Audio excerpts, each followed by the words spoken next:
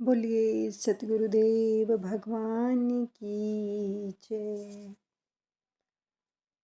आप को अपना ओरा क्लीन करने का सबसे आसान जो तरीका है वो ये है कि जैसे देखो हम बाहर भी जाते हैं तो बहुत सारी नेगेटिविटी हमारे साथ आ जाती है। एक तो घर आकर कहीं पर भी आप जाएं, चाहे मार्केट गए हैं चाहे कहीं पर भी गए हैं, और जिन रास्तों पर हम चल के जाते हैं फिर आते हैं, पैरों के ज़रिए भी हमारे अंदर नेगेटिविटी आती है। तो आपको ये शायद विदित होगा कि जो पुराने ज़माने के लोग होते थे वो बाहर ही एक मिट्टी का घड़ा रखा होता था उन्होंने, और घर में एंटर करते जब कहीं से आते थे तो बाहर की चप्पल यानी बाहर का जूता जो पहना जाता था वो अलग रखते थे, अंदर की चप्पल अलग होती थी। तो वो बाहर चप्पल उतार देते थे और पैरों पर पानी डाल के फिर अंदर आते थे। लेकिन ये सब चीज़ें हम भूलते जा रहे हैं। हम जैसे आते हैं वैसे ही बिना हाथ मुंह धोए ही ऐसे ही बेड में चले जाते हैं, हर जगह ऐसे ही चले जाते हैं, और चप्पल भी हमारी एक ही होती है ना। उसी को कई बार मार्केट में पहन के चले जाते हैं, उसी चप्पल में हम घर में घूमते रहते हैं।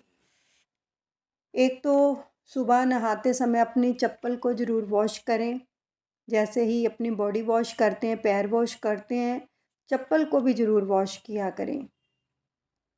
दूसरा, 1 महीने के अंदर 1 या 2 बार अपना ऑरा ज़रूर क्लीन करना चाहिए। ऑरा क्लीन करने के लिए सबसे आसान जो तरीका है वो क्या है कि आप बैठ जाएं,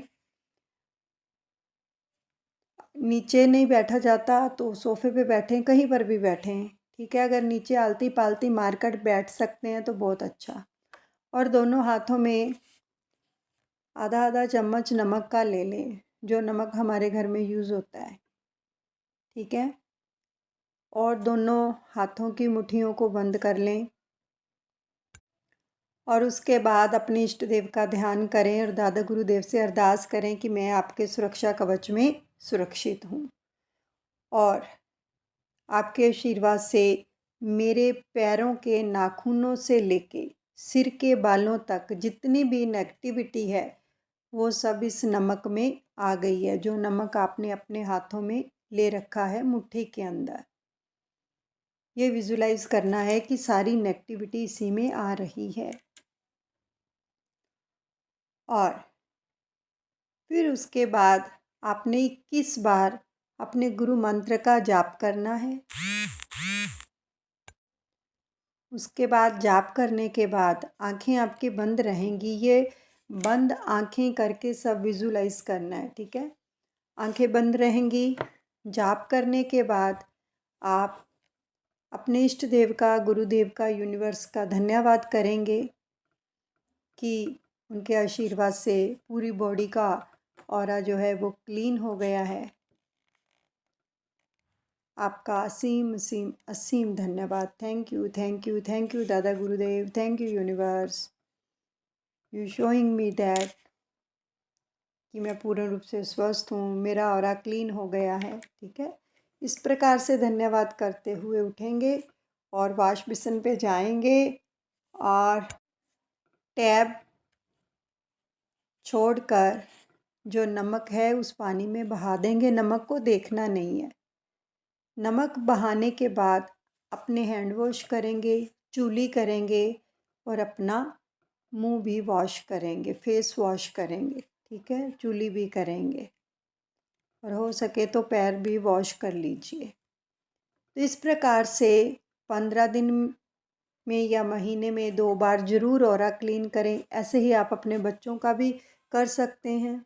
छोटे बच्चे हैं, वो अगर कुछ नहीं बोल सकते तो आप उनको ऐसे ही बिठा के उनके हाथों में नमक दे के प्रार्थना आप कर दें कि इसके पैरों से, नाखूनों से लेके सिर के बालों तक सारी नेगेटिविटी उसमें आ गई है। तो राम राम का जाप तो बच्चे कर ही सकते हैं।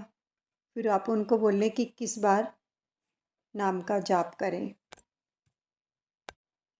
अगर तो उन्होंने नामदान ले रखा है तो उसका जाप करेंगे, नहीं तो राम नाम का जाप करवा दें। इसी प्रकार से उनको भी बोलें कि नमक को देखना नहीं है, ले जाके टैप छोड़कर हैंड वॉश करवाएं, चूली करवाएं, फेस वॉश कराएं और पैर वॉश कराएं। ठीक है। और फिर अंदर आकर अपने गुरुदेव का धन्यवाद करें, उनका शुभाशीष लें। इस प्रकार से हम अपना ऑरा क्लीन करते हैं। धन्यवाद। Thank you. बोलिए सतगुरुदेव भगवान की जय।